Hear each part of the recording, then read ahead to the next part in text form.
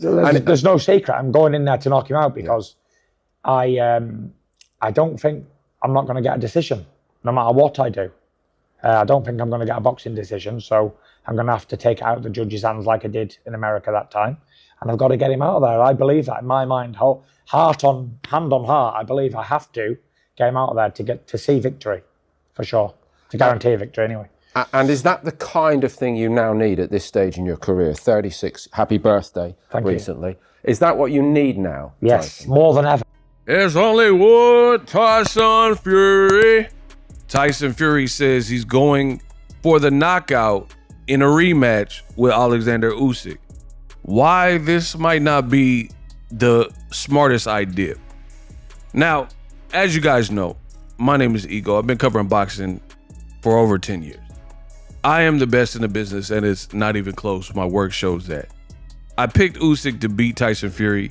I'm picking Usyk in the rematch, and Tyson Fury has now stated, I haven't actually seen that much from Tyson Fury or Usyk to promote the fight, but I did see an interview where Tyson Fury says, it's no secret, I'm going for the knockout.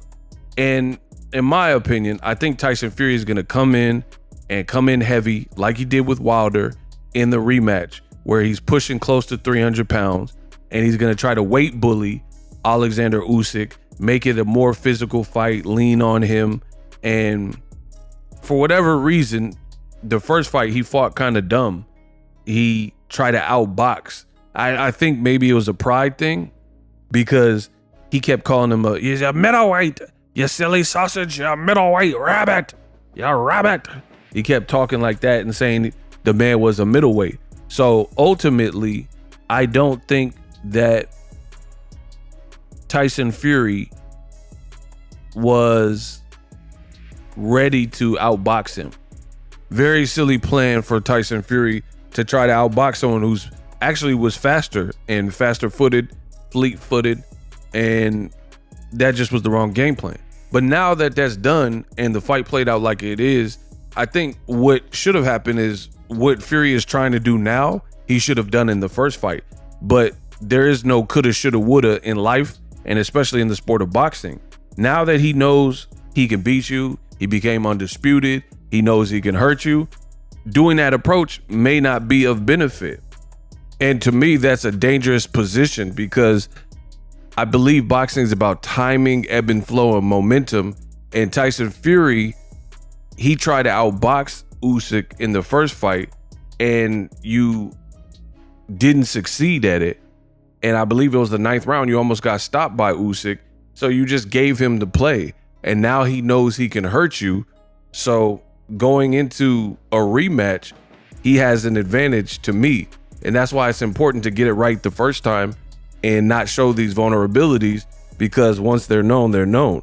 And as far as I see it, Usyk doesn't really have to change much. Yes, he can tighten up on the defense, do little things here and there, make sure he's well cardioed.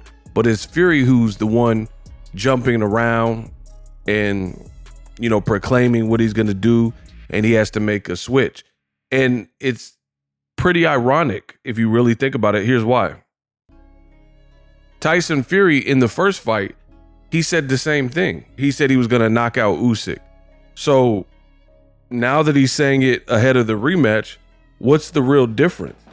You said you said he's a middleweight rabbit.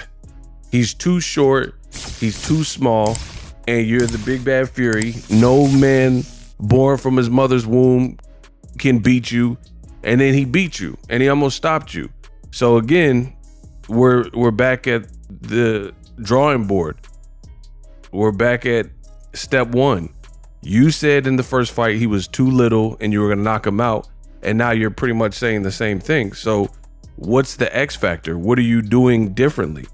Now, some people believe that Tyson Fury is going to weigh in heavy like he did in the second Wilder fight, pushing close to 300 pounds. But given Usyk is good with his feet and movement, you might get tired or be slower, you know, because he already looked like he had a hand speed and foot speed advantage over you. So weighing more is not necessarily the key. So I feel like the Fury fans, they're full of it because they keep changing. They keep switching up. First fight, he said he was going to knock him out. Didn't do it. Now he's saying he's going to knock him out. What's the difference? Oh, he's going to gain weight, but that's not a guaranteed victory. You know, it might have worked versus Wilder. Wilder is a different puzzle. Wilder is a different fighter. You know, he's a different style. So that plan could have worked for Wilder. That doesn't mean it's going to work for Usyk, especially when he already fought you, beat you, became undisputed, knows he can hurt you, and has the momentum, you know? So I don't know. I don't know what Fury should do. I think he has to do a collection of multiple things to try to beat Usyk, but I'm not really convinced because he's not really saying anything different than what he said ahead of the first fight. And again, you said it and didn't accomplish it. So what is going to help you stop a guy that's never been stopped, that after saying it in the first fight, you didn't do it? So what's going to be the ticket now? I'm going to outweigh Usyk. All right. Good luck with that game plan. That's all I'm going to say. And like I said, the Fury fans are full of it because they keep making up excuses. Fury said no man built from his mother's womb can beat him, and then he got beat. When he fought Francis Ngannou, an MMA fighter who wasn't a career boxer, and he got dropped, they had excuses. They said, oh, he looked poor. Did you see him? He wasn't in shape. He didn't train for the fight. So you're getting paid all this money in Riyadh season, 20 million plus 40 million or whatever they gave you, and you're not even training for your fight because you think it's going to be easy work against an MMA puncher. Sounds pretty stupid, right? But either way, the Fury fans came with the excuse and say, oh, he looked bad in the Ngannou fight because he wasn't out of shape and he didn't train. Okay, so when he fought Usyk, he looked like he was in far better shape, and he still lost, and he still got knocked down. It should have been a knockdown because I believe the ropes kept him up, right? So he fights Ngannou. They say he looks poor because he wasn't in shape. Then he looks like he's in way better shape versus Usyk, and he gets beat up by Usyk, even worse than the Ngannou fight.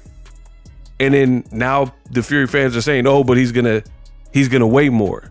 So he went from weighing more versus Ngannou and still looking sloppy and getting dropped to cutting his pounds down and looking like he was in some of the best shape that he's been in since maybe the Klitschko fight. And then he still lost. It wasn't good enough.